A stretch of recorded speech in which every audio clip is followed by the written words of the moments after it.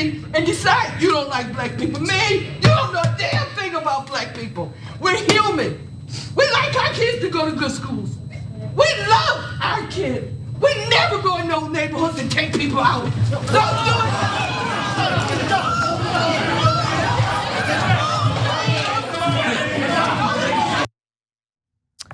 That was the scene at the New York courtroom today during the sentencing hearing for 19-year-old Payton Gendron, who was, of course, the racist shooter who murdered 10 black people at a grocery store in Buffalo last May.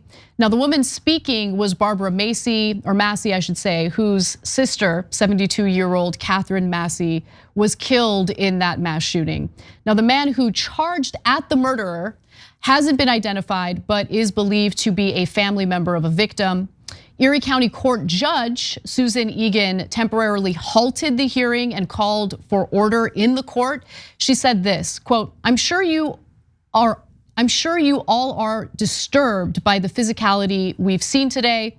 I understand the emotion and I understand the anger, but we cannot have that in the courtroom. We must conduct ourselves appropriately because we are all better than that.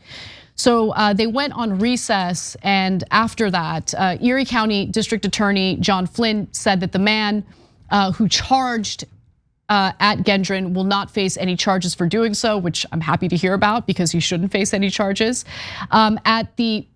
After the brief recess, other victims also testified, including Christopher Braden, who was shot in the leg during that massacre. He said that the massacre left him with post-traumatic stress disorder, which is completely understandable. He's also had 4 surgeries and still has 2 more surgeries to do. And he told Gendron during the hearing, quote, your actions completely changed my life. I have night terrors that jerk me awake in the middle of the night. It takes me 15 minutes to get out of bed. And Simone Crawley, the granddaughter of 86-year-old Ruth Whitfield, the oldest victim who was killed during the rampage, said this: you clearly did not value your own life, which allowed you to devalue the lives of others. Even with all the heartache you caused, you have failed to break our family's spirit. You thought you broke us, but you awoke us. We all know the pure hatred and motivations behind your heinous crime, and we are here to tell you that you failed. And Gendron himself made a statement as well, which we'll get to in just a moment. I should note that he has been sentenced to life in prison without the possibility of parole. And Francesca, I want to hear your thoughts on it. The thoughts on how all of this transpired, the sentence, do you feel the sentence is good? Your thoughts? Yeah, I mean, personally, I do not believe in the death penalty. I don't believe the state should be in the business of killing people in response to the killing of other people. At the same time, I gotta say, every bone in my body wants to see Gendron get the daylights beat out of him by that victim's family member. I'm sorry, I say, let him have it, let him at it. Like, just let him go. Why not, right? He deserves it. He absolutely deserves it. And it does feel a little bit stinging and ironic that the judge would say, we're better than that, and like, you're like, but are we actually? And when people can be gunned down while they're grocery shopping, people's grandmothers, 86-year-old grandmothers, 72-year-old mothers, are we better than that? So one thing I wanna note is that feels like there was a reason that gentleman charged at Gendron. He's standing there quietly. He's listening to his, I believe, family member speak very impassioned about, we are human. How can I get that through your thick racist skull? And something happens, and there's maybe a facial expression. There's something that triggers that gentleman to lunge the way he did, because he was calm. But imagine that was your relative who is dead, and you have to face their murderer, and the murderer maybe winks, does a little cringe, does a little licks their lips even. I don't know what. It would set me off. It would absolutely set me off. Something happened. Listen, no one in my family was victimized by that massacre, and I would want to charge at him. So it's the most understandable thing imaginable. And he did speak during this hearing, and he apparently apologized for what he did. I actually couldn't stomach watching this video, so it's gonna be the first time I watch it. But here it is. Let's see if it's convincing. I'm very sorry for all the pain I forced the victims and their families to suffer through. I'm very sorry for stealing the lives of your loved ones. I cannot express how much I regret all the decisions I made leading up to my actions on May 14th. I did a terrible thing that day. I shot and killed people because they were Black. Looking back now, I can't believe I actually did it. I believed what I read online and acted out of hate. And now I can't take it back, but I wish I could. And I don't want anyone to be inspired by me and what I did.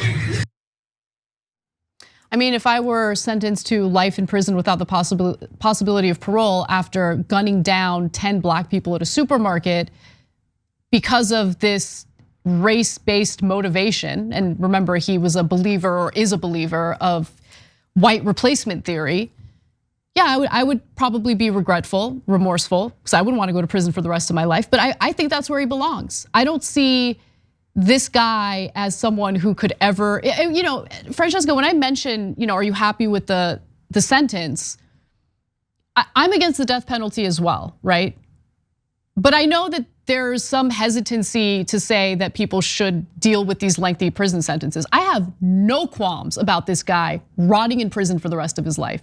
Zero. That is where he belongs. He robbed 10 people of their lives.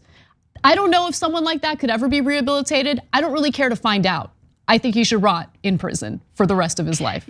Yeah, I mean, look, I can completely understand that. I don't know if I'm as convinced that he should do that, because I feel like we have not seen life sentences actually work. Yes, they prevent that one particular person from killing again. Sure. Good enough. But it's not clear. Right, but it's not clear, Anna, that other 18-year-olds, 17-year-olds, I mean, this guy has his entire life ahead of him. It's not clear that we are doing the work on all kinds of levels, whether it's on the internet, whether it's in our communities, whether it is in fighting hate in schools. Clearly, we're running in the completely opposite direction. If you follow Florida, we are not doing the work to make sure that we don't create the kinds of white supremacist, murderous, ideologically driven little boys that this guy clearly is. This is not a 40-year-old man who's like lived his life and like understands things, knows the consequences. This dude's frontal cortex or whatever the hell, it's still developing. I'm saying I do have a shred of empathy for the fact that he fell down this rabbit hole, and that there are tons of honestly like demonic racists out there just waiting to radicalize young white men into thinking that they somehow are the victim. They're being, replaced. Here's an AR-15. Oh, that's super easy. That's like the easiest part of this whole equation. Let's not even talk about that. So I hear what you're saying. Obviously, if you're a family member, I go by what their wishes are. But if that life sentence doesn't also involve some kind of active work to combat this kind of hate, then I feel like we're just doomed to repeat this. No, I agree with you on that. I agree with you on that. I mean, I believe he belongs in prison for the rest of his life. But I do also think that we need to address how people get radicalized, and more importantly, the conditions in which people are most vulnerable to being radicalized. You know what I'm saying? Yeah. I totally agree with you on that. But my heart breaks for these family members. I didn't feel at all judgmental about the emotions they were expressing during this hearing. And the judge finally, Erie County Judge Susan Egan, says this: there is no place for you, and of course she's talking to the perpetrator here, for you or your ignorant, hateful, and evil ideologies in a civilized society. There can be no mercy for you, no understanding, no second chances. The damage you have caused is too great, and the people you have hurt are too valuable to this community. You will never see the light of day as a free man ever again. Yeah.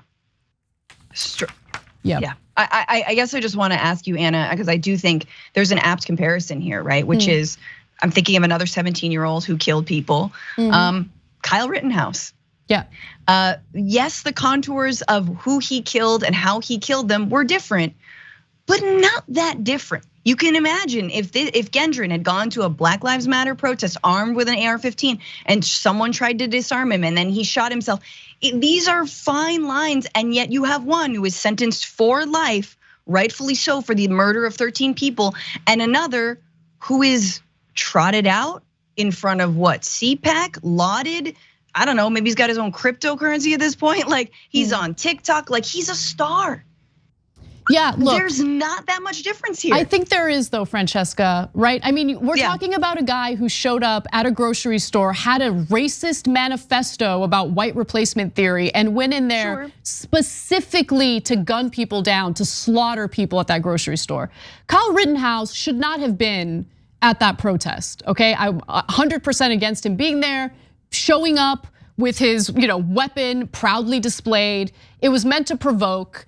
And unfortunately, the reason why he got off and this mass shooter didn't is because in the split second where he was being disarmed or attacked, he genuinely thought his life was in danger and he opened fire, and that was convincing to the jury. He shouldn't have been there, but it is different, and I think we got to be honest about that.